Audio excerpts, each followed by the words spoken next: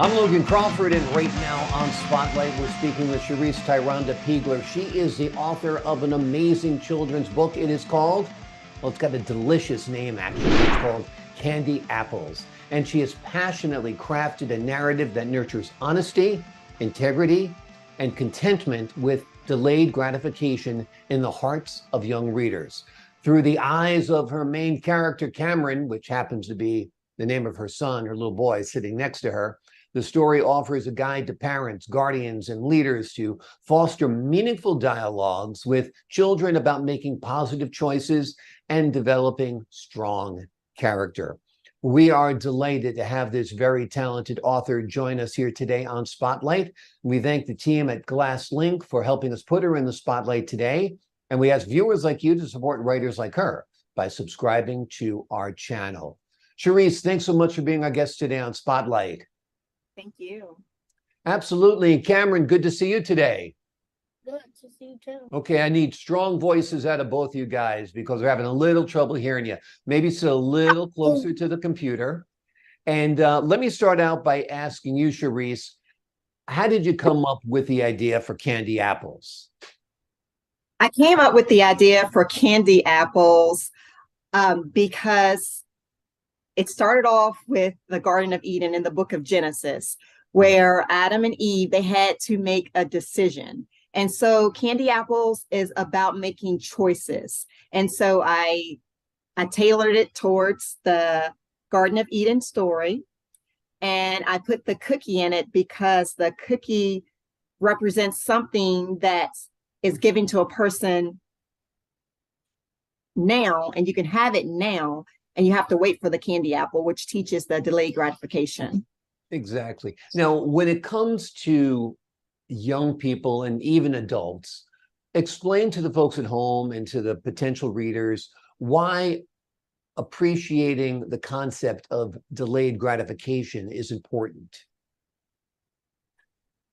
Understanding delayed gratification is important because you could have something greater than what you can currently have if you have the tolerance, the patience to just wait for it, and just to work up into that. And it's a beautiful thing when you can get something that you've been waiting for a long time, and you can enjoy it then when you do get it. All right, I totally agree. Certainly that was Adam and Eve's mistake. They had all of paradise. They just couldn't eat those apples, but you know, they got tempted and ate those apples. Now, the handsome young man next to you is Cameron, and that is your son. And you decided to incorporate him in the book, correct? Correct. Tell us a little bit about that. I wanted Cameron to be the main character because my motivation for writing the book was because I'm a mother first, a mental health professional, and working in the schools, I noticed that kids needed to understand integrity, making positive choices, and waiting to the right time, or when it's okay to have something. You can't get everything you want at that time. And so I knew that I wanted my son to have all of those positive characteristics.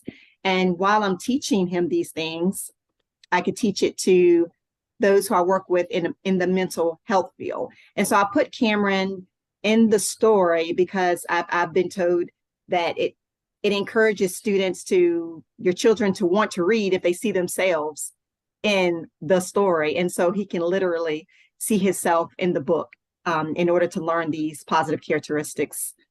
Absolutely. And I see Cameron going like this right now with his eyebrows. Hey, Cameron, I can do that too. How did you like it when mom came up with the book that had you as a main character? Tell me about that. Was it exciting? Yeah.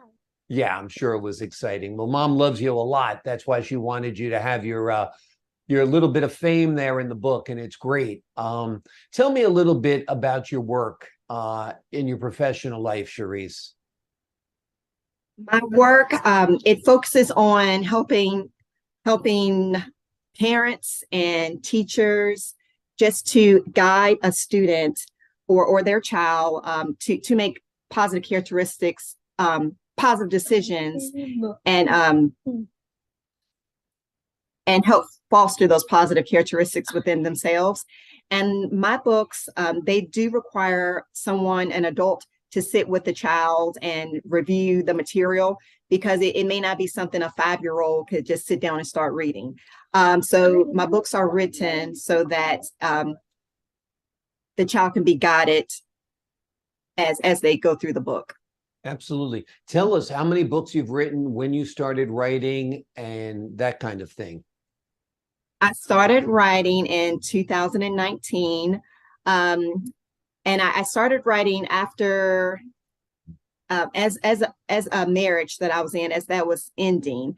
And so as I was going into single parenting, I knew that I was going to have to be very intentional about what I wanted for my son and what I wanted to teach him. So that encouraged me to start writing, so I could have a blueprint for him. Because I do know that if kids hear the repetition of what you're trying to teach them, they're better able to learn. And so the book, it took about 2 years to be produced, just because COVID hit and things slowed down. So that was my first book. My second book, called Seeds of Faith, I just published that. That was June 1st, 2023. And so that's another book. It also teaches positive character and making sure that you work hard for whatever you want in life to accomplish your goals. And the third book that I wrote, that it is not published right now, but it will be coming out soon. It's called Flexibly Challenge Mind and Autistic Flow. And that's for helping parents and educators understand how to assist and help an autistic child. Because when Cameron was going to kindergarten, he was diagnosed with autism, but high functioning level 2. And so it's challenging to parent and work with autistic child in the classroom, because autism deals with how they socialize with others, how their mind works, and their emotions. And so the third book gives some tools to help in that way. Absolutely. Sounds terrific. And certainly parents of children who are on the spectrum need all of the support they can get. And your books sound like they're an important tool. Tell me about your work outside of being a writer. Do you work with children also? I do work with children. I've been in the school system for about 15 years. As a teacher or a guidance counselor? What's your role? As a mental health counselor. Okay. And so I work alongside with the school counselors, the guidance counselors, and the teachers. But my role is to help the children in the schools with depression, anxiety. They may be grieving the loss of someone in their family, a friend. And so I help the school staff to help manage those emotions that's going around in the school. And so that's my role. And I do work in a middle school. And before the middle school, I did work with adults also. Depression, anxiety, schizophrenia, bipolar. So I have that background as well. And I enjoy working as a mobile crisis team counselor when I had to go to people's homes when they may have been having challenges in their home with their teenagers. And so I've been in the field since 2004, and I really enjoy it because I enjoy seeing people work through their problems and seeing that they can be an overcomer. Absolutely. And it's nice for them to have a compassionate, thoughtful person like yourself to be able to go to. Why do you think we have so many more kids today, or at least it seems, that suffer from anxiety and depression and mental health issues? Maybe they always were there and we just didn't recognize it or label it? Or do you think that things have gotten a little tougher for kids over the years? I do think life is very busy and presents lots of challenges because so much is going on, and they want to be accepted by their peers and the adults around them. And also, if the parents aren't able to give a lot of time and attention, they may go try to seek that attention elsewhere. And if they don't seek the right attention, it can cause all those issues, the depression, the anxiety. And so so I noticed that those kids who do not have the support that's needed, or they may have the support, but just life situations come up and they just have a hard time navigating through those things. Mm-hmm. If they don't have the tools to navigate through those things, it will cause those side effects with the anxiety and depression. And so I do feel like it depends on the support and the situations that they face. Awesome. Tell us a little bit about Cameron. How old is he? Is he, I'm guessing, I don't know. It's hard to tell on camera. It's hard to tell on TV. So tell us a little bit about him, where he goes, what type of school he goes to, and that kind of stuff. Oh, can I see it? I'll start and then I'll let you say it, okay? Sure. Cameron is 6 years old. And what else do you want to let them know about yourself? And this is our... Mm-hmm. And this is our candy apples. And I want to see, this is my mom, Cherice, Tyrhonda, Peagler. Mm-hmm. And then I love her. And she still loves me too. And and he wanted to know about your school. Cameron goes to it's a school for autism, and it supports them in their and it's Rivermont. And it supports them in their behavior, health, and emotions. And he has speech therapy, occupational therapy, and it allows him to work on these tools so that as he grows and become an older person, he'll be able to better manage his emotions. And so he is in that school as of right now. And then once they see him continue to make progress, he'll go back into his main school, unless I decide to still keep him in some kind of public school, private school. Well, he seems like he's doing great. He's articulate, yes. He's smart, he's humorous, he's affectionate. So I think he's meeting all his milestones from what I can see from my little side chair over here. So I'm sure you're very, very proud of him. Tell me what it was like writing the book, how long it took you, I know the story was inspired by the story of Adam and Eve, but tell us a little bit about the writing process for you. Let's see, the writing process, when I usually write, I just put down all of my ideas. I can usually write a book in less than an hour. And after that hour is over, I may put it down for like 3 days and then go back and fill in the gaps and develop the story even more. After I complete the full story, I'll get many friends and coworkers to read over the information just to make sure it flows, they understand it, it gives the message that I'm intending for it to give. And then after that, after I have many people to listen to the storyline and edit it, I submit. Mm-hmm. And the pictures is what I also enjoy, because I get a chance to tell the artist exactly what I'm looking for and what pictures I want to see come out of the story. And so it's fun to describe what I want on paper and watch the artist actually bring that to life through art. So you actually worked with an illustrator and described to him or her the type of artwork you wanted to tell, help reinforce the story. Yes. So that does sound like fun, because you have your vision in your head and then you get to describe it, and it sounds great. Tell us a little bit about how this book can be used to help parents speak to their children about integrity. The story has a step-by-step process on how to make a choice, and it gives consequences. It talks about, well, if you decide to make a poor choice, the consequences for that, and the consequences for making a positive choice.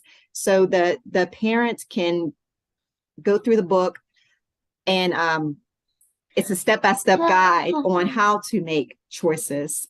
And so it opens up conversation for the child and the guardian to talk about these things as you read through. And I would say it's pretty long. And so you may have to read half and then read the other half the next day, because if it's a young child, they may get antsy through the read. So it's okay to break up the book as long as you continue the dialogue. And the book also has an audio with it.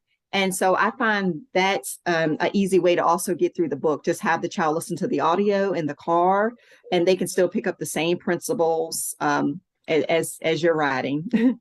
Exactly. And some children are auditory learners. Some children are, read by learning. Other children watch by viewing. Have you thought at all about creating a video or hoping to get this produced as a series or something? Yes.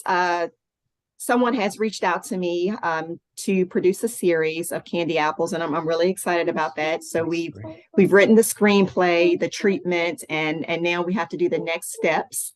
And so I do hope that we can move forward soon. And it all depends on usually it's a monetary issue. Yeah, and so exactly. And so hopefully I'll be able to move forward with that. I look forward to it being on screen. Great. Now, would it be animation or live action? Tell us a little bit about that. I still need more information on what exactly we're looking at. But it sounds like it would be animation. Yeah. Well, that sounds great. And I'm sure Cameron would enjoy watching that as well. What age group do you target with your book, Candy Apples? I target age 5 through 12 because the younger ages, they can talk through the book with a parent, guardian, or teacher, and then as you get older, you're able to read it on your own and still talk about those things with an adult questions. Because a lot of my books, well, a lot of what I write in the books, they're abstract ideas. And so it opens up the door for conversation just because it's abstract, like integrity, delayed gratification. Exactly. Yeah, those are tough concepts for kids to comprehend. They're tough concepts sometimes for adults to comprehend, but you do a good job of breaking it down so it is more easily understood. And like you said, especially if a parent or a guardian or a teacher is reading it to the children.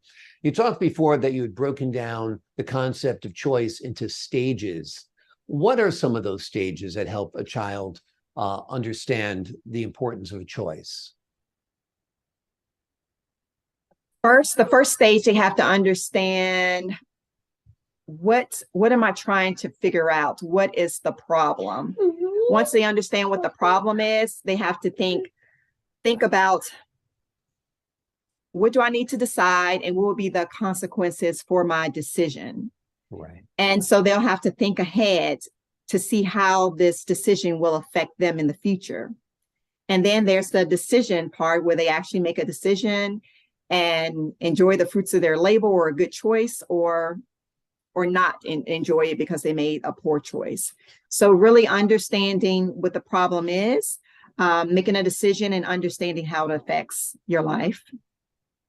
Exactly. Now, are there any real life situations that you might have had with Cameron or other children where the book Candy Apples was a good tool because you could say, see, this is what happens if you want something right away when you should actually wait? Well, I'll go over what happened this morning. Okay. Because that's the one I can think of. We also have a hobby of selling socks. They're called Cam 23. It stands for his name, and it also stands for climbing any mountain. And so he really enjoys being an entrepreneur and selling those socks. And someone did buy some from him this morning, and he quickly lost the money that was given to him. And so we were not happy about that. what the book teaches is self-correcting. And even though you make a mistake, you still can do better the next time you have that opportunity to do better.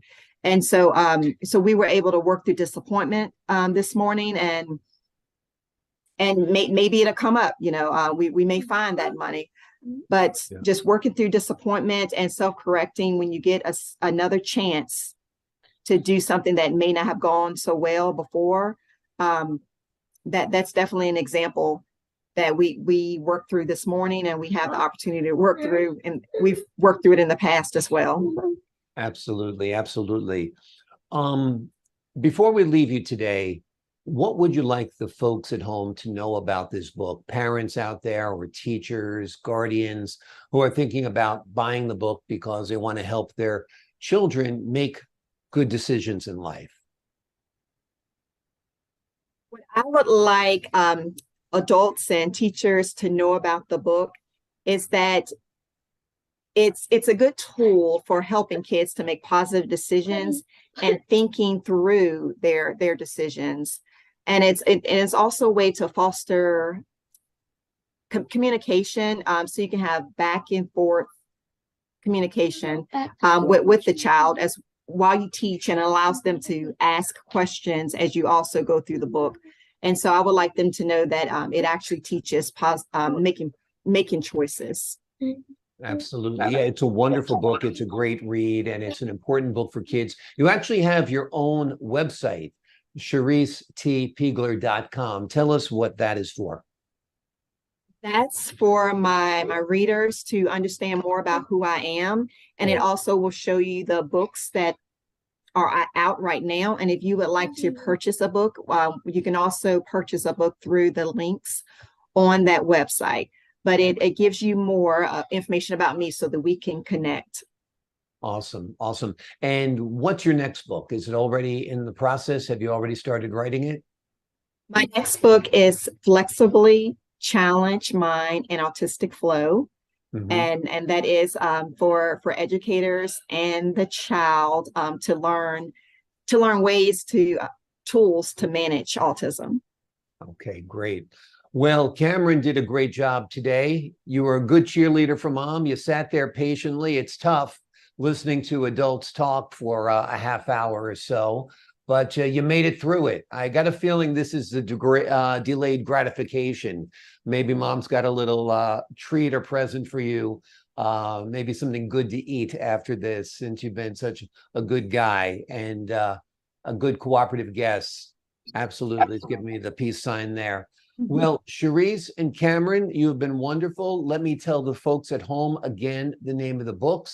It is called Candy Apples. It is a story that nurtures honesty, integrity, and contentment, and helps children understand the very important concept of delayed gratification. This is a book you're going to want to pick up.